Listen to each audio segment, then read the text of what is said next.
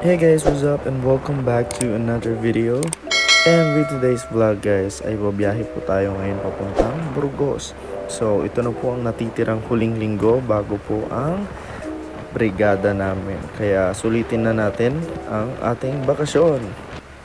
So hinihintay natin nga pala dito si Kuya Francis dahil kasabay po natin siya na magta-travel papuntang Burgos.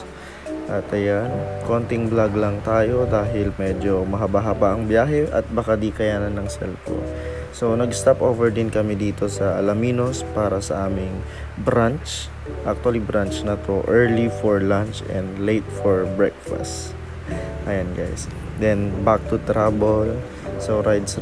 Actually sa camera niya na to guys. Nag-film siya, nag-film din ako kaya dalawa yung clips na pinagsama ko talaga.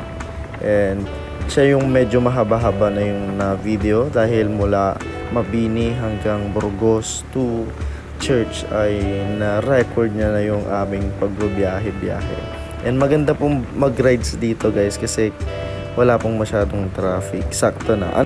Compared sa pagbiyahe natin from Mapandan to Alaminos, medyo matraffic po talaga. Siyempre dadaan po tayo ng Tagupan and Lingayen. So alam naman po natin na matao po doon at marami pong biyahe-biyahe. Kaya yan guys, nakakamiss lang din talaga itong nature trip na ito kasi green na green po ang mga halaman at puno pa ngayon dito kasi rainy season po tayo. Pag summer guys, makikita nyo brown yan lahat. Pero ngayon, very relaxing po talaga and nakaka-refresh po ng mga spirit. So ito po talaga ang aking charging station, especially pag drain na po ako spiritually, emotionally, physically. So dito po ako nag-charge. Ayan guys, at nakarating na rin po tayo ng church. So yun lang, thanks for watching. Till next vlog guys, bye bye.